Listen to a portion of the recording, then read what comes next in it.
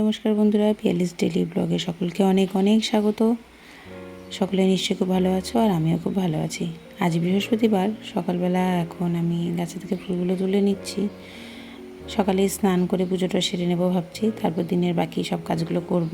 তো তোমরা থাকো সঙ্গে আর দেখতে থাকো। দুদিন ধরে আকাশের খবর ভালো না, কখনো রৌদ্র কখনো বৃষ্টি। তো এই মুহূর্তে আকাশ আবার কালো করে এসছে, যখন তখন মুষলধারে বৃষ্টি নামতে পারে। তো যেহেতু এখন পুজো একদম সামনে, তো পার্লারে যখন তখন লোক চলে আসে, এই জন্য সকালবেলায় পুজোটা সেরে নিলে খুব সুবিধা হয়। আর যেহেতু বৃহস্পতিবার আজ, তো পুজোটা একটু সময়ের ব্যাপার, দেরি হয়ে গেলে ভালো লাগে না। তাই পুজোর আগে সেরে নিচ্ছি। বাবানের বাবা এখনও ঘুম থেকে ওঠেনি, আর আমি এর মধ্যে পুজোটা সেরে নিয়ে রান্নাঘরে যাব। আর এর মধ্যেই নেমে গেছে মুষলধারে বৃষ্টি, ঠান্ডা হাওয়া। যদিও একটু স্বস্তি পেলাম, কিন্তু এরকম ওয়েদার চেঞ্জ ফট করে খুব অসুবিধায় ফেলে দেয়। সামনেই পুজো, তো তাই অসুস্থ হয়ে পড়লে ভালো লাগবে না। তবে একটু স্বস্তি পেলাম, যেই গরম পড়েছিল, একদম অসহ্য, জীবন একদম ওষ্ঠাগত হয়ে উঠেছিল। যাই হোক, একটু স্বস্তি পেলাম। তবে যেই জায়গাগুলোতে একদম বন্যার পরিস্থিতি খারাপ, সেই জায়গাগুলোর মানুষের কথা ভেবে ভীষণ খারাপ লাগছে। সামনেই পুজো, আর আমাদের বাঙালিদের তো সারা বছর আমরা এই দিনটার অপেক্ষায় থাকি, কিন্তু কিছুই করার নেই, ঘরে বসে মন খারাপ করা ছাড়া। তো যাই হোক, চলে এসেছি রান্নাঘরে। আজ রান্না করব লাউ শাক।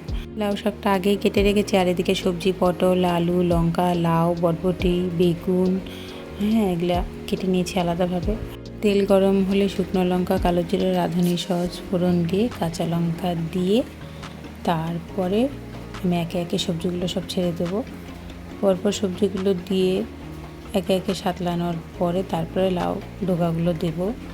কারণ লাউ ডোকা বেশিক্ষণ রান্না করলে পরে সেটা টক হয়ে যায়, তাই খুব তাড়াতাড়ি রান্না করতে হয়। আর লাউ ডোকা খুব তাড়াতাড়ি সেদ্ধও হয়ে যায়, তাই সেই বুঝেই রান্নাটা করতে হবে। আগে সবজিগুলো কিছুটা সাতলানোর পরে তারপর লাউ ডোকাগুলো দিয়ে দিলাম পরিমাণ মতো লবণ আর হলুদ।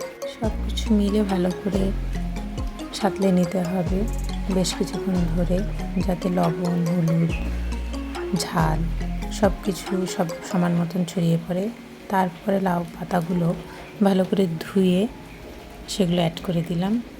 তারপর বেশ কিছুক্ষণ সাতলানোর পর বাটিতে জল নিয়ে সেখানে চালের গুঁড়ো মিশিয়ে নিলাম। তারপর কিছুটা রান্না হয়ে যাওয়ার পর পরিমাণ মতন চিনি দিয়ে দিলাম। যারা একটু মিষ্টি খেতে পছন্দ করে তারা একটু পরিমাণে বেশি দেবে, তা আমি একটু মিষ্টি পছন্দ করি বলে চিনিটা পরিমাণে বেশি দিলাম। আর সাথে সাথে যোগ করে দিলাম সেই চালের গুঁড়ো দেওয়া মেশানো জলটা। এর পর্যায়ে আঁচটা অনেকটা কমিয়ে দিয়ে তারপরে ভালো করে নাড়াচাড়া করতে হবে, যতক্ষণ না গ্রেভিটা একটা থকথকে পজিশনে চলে আসে। তো সেটাই করছি, দেখো। তবে এর মধ্যে শিম, ডালের বড়ি অনেক কিছু অ্যাড করা যায়। এই মুহূর্তে ঘরে নেই বলে আমি সেগুলো অ্যাড করতে পারিনি, তোমরা অ্যাড করলে করতে পারো। তো আজকের এই যে আমার লাউ ডোকা রান্না কমপ্লিট।